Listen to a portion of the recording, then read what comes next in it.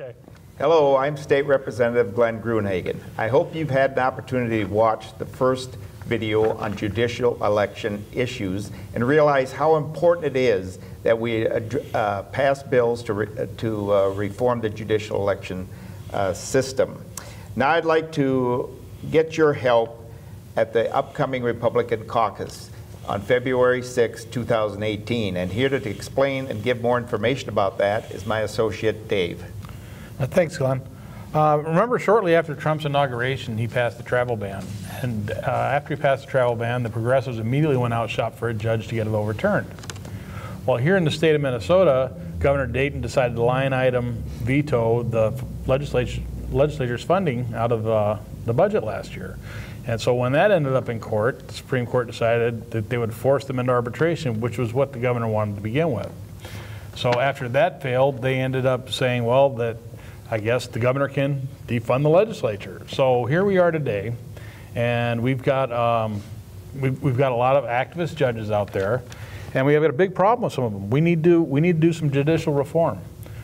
Somewhere along the line here, it's gotten a little bit out of control. And when we win the governor's office and we can maintain control of the Senate and the House, we're going to pass legislation. And progressives are going to immediately go out and start challenging it all in court. So we need your help. Diane? Yes, we've been working on 2 bills that we are going to have introduced at this next legislative session that's going to be starting on February 20th. The first bill that we'd like to get your help with is a bill that's going to remove the incumbent label from sitting judges from the ballot. And the reason that we need this is that when someone goes to challenge a judge, the sitting judge has about a 20% advantage over them.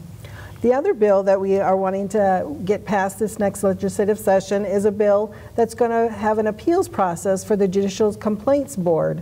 And the reason why we need this is because the majority of complaints alleging judicial misconduct that are submitted to the Judicial Standards Board are just dismissed. So the Republican Party has put together a new procedure this year that's called action agenda items. And they've made it really simple. All you have to do is use the same form as they do for the resolutions. So we are asking all of you to go to your caucus on February 6th and get passed an action agenda on each of these bills. So the first one that you're going to do is going to say, we want legislation passed to remove the incumbent label for sitting judges from the ballot.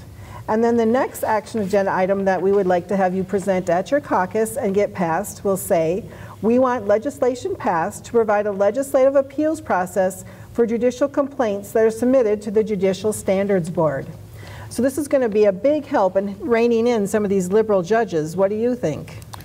I think it's a great idea. I think February 6th, after the caucuses, when these get passed, they'll move through to your BPOU convention. And from your BPOU convention, they'll go to the CD2 convention, and when they pass there, they'll go to the state convention.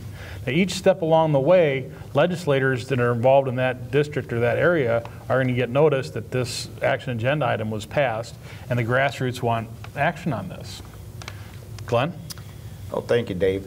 Yeah, and I can't stress enough the need for grassroots activists to contact their state senator and state legislator and encourage them to support these judicial election reforms. They can also sign on it as co-authors onto these judicial bills that will be greatly helpful in prioritizing this at the legislature and putting these bills on Governor Dayton's desk for signature. Diane, what do people need to do in order to get involved? Yeah, we really want to get your help. And so the way that you can contact us is by going to the CD2 website, and there's a place on there that you can fill out your information under the Contact Us information tab. So that's the way you can get a hold of us, and we'd like to hear from you as soon as possible. So thank you for your time and consideration for these very important issues, and we appreciate your help in getting these 2 action agenda items passed at your caucus on February 6th.